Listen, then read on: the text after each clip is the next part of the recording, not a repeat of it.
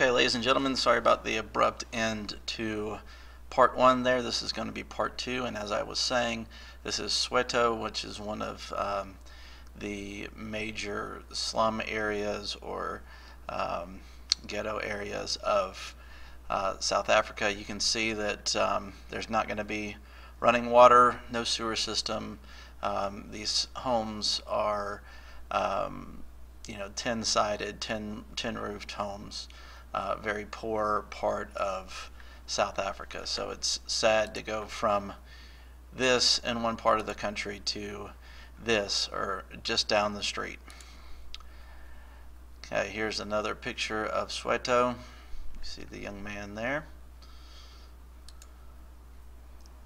And this takes us down to the city of Cape Town, which is on the coast. During the World Cup, they had soccer matches in this stadium here. This is the port in Cape Town. And when my brother-in-law was in Cape Town, they took some pictures, and this is actually the submarine that my brother-in-law was on. This is one of the South African submarines. And this is my brother-in-law's submarine as it's being towed into the port by the tugboats. And here is the top of the submarine. You can see the periscopes here. And another look at his submarine. It was called the USS San Juan. This is one of the South African subs. And that is the San Juan docked. And a picture of the San Juan again out in off the coast of Cape Town. And while they were there, they spent a lot of time with the South African people. They spent some time in the schools there doing some repairs, doing some painting and cleaning and all kinds of good things for the South African people. And now let's go up to Sudan, which is one of the more scary places in all of Africa. It is south of Egypt. Part of the Nile River runs through Sudan. The capital is Khartoum. This section over here is called Darfur, and we'll talk about that in a little while. That's an interesting part of Sudan. This is downtown Khartoum. The blue and white Nile, which feed into the Nile River, meet in Khartoum. This is downtown Khartoum.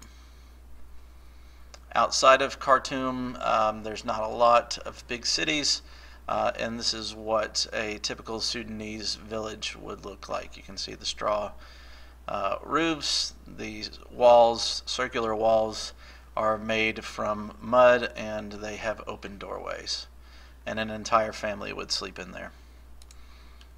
The problem with Sudan is that there's a lot of conflict between Muslims and Christians in Sudan, and there have been groups that have gone through to the villages, specifically the Christian villages, and have burned them to the ground. You can see this. The people have fled from this village. They've been run off by a terrorist organization, and the terrorist will then burn down the village so that the villagers have nothing to go back to. And this is taking place in this Darfur area of Sudan. Very dangerous place to be in Sudan, and lots of people have fled from Darfur into places like Chad, the Central African Republic, and DRC. One of the outcomes of this conflict has been a split in the country of Sudan, and Sudan is actually now two countries. You have Sudan proper up here, which is mostly a Muslim area, and then you have southern Sudan, which was occupied, or most people living in southern Sudan would be Christians. So now you have two countries out of the one country. And this takes us over to just south of there, southeast of there, to Kenya.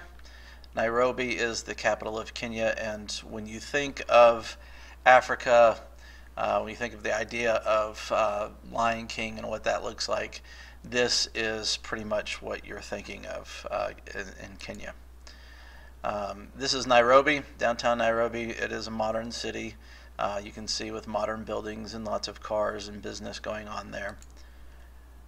But you also have that typical savanna area. This is what a savanna would look like: grasslands and low trees and the animals that we typically think of when we think of Africa, with the lions and giraffes and zebras and that kind of thing. Let's go on up and talk about the Atlas Mountains. You can see this is a satellite image taken by NASA of Africa, and superimposed on that is the area of the Atlas Mountains, which is up here, this being the Sahara Desert. Down here is the Kalahari Desert. This is the rainforest area of Africa, Democratic Republic of the Congo being here. This area in between the Sahara Desert and the rainforest, that transition zone, is known as the Sahel. That's one of your vocabulary words. So that is this area here. Okay, Nile River is here, Congo River here, Nigeria River here. This is Lake Victoria and Lake Tanganyika, which we'll talk about in a few minutes. But back to the Atlas Mountains. This is kind of what the Atlas Mountains looks like. The lower parts of the Atlas Mountains are kind of barren and dry, but you get up into the higher parts of the mountains and you will find snow. And some people living in Morocco, which is where the Atlas Mountains are, will go into the Atlas Mountains and go skiing. This is a village in the mountains, cut into the side of the mountain, and these are made from mud, and the roofs are made from mud and thatch and that kind of thing. And that takes us to this very bad picture of Lake Victoria.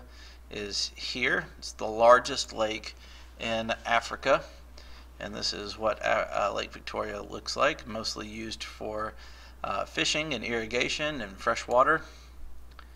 And this is one of the more dangerous animals that you will find in Lake Victoria. Actually, the most deadly animal in all of Africa is the hippopotamus. Now, you might think of a hippopotamus as cute and snuggly looking. However, the hippopotamus is actually quite territorial and quite dangerous. They have very large and powerful mouths and hard heads that they will use to defend themselves.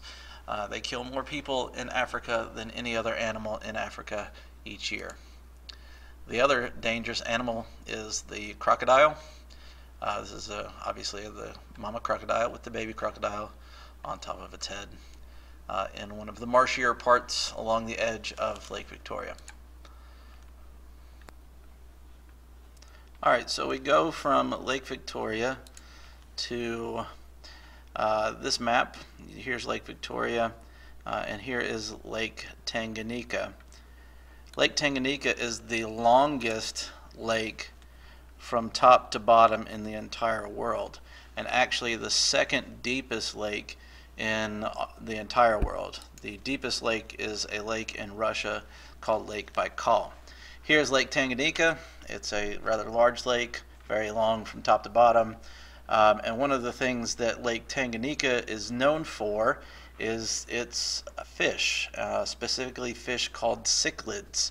And these are freshwater lakes and freshwater fish that look like saltwater tropical fish. And the cichlids are very popular for aquariums, home aquariums. And if you've been to the Georgia Aquarium and you go into, I don't remember which exhibit it is, but it's the freshwater exhibit, and to the left as you go in, there is a whole aquarium full of cichlids, very beautiful fish. And that is what these look like. The most colorful and brightest fish that you can find as far as freshwater fish are concerned. Okay, so that ends the tour of Africa part 2 and the overall tour of Africa in pictures. What you'll need to do now is go onto the Edmodo page and respond to this question. After viewing the photo tour of Africa, how is Africa similar to what you thought it was, and also what are some things that are different than what you thought Africa would look like?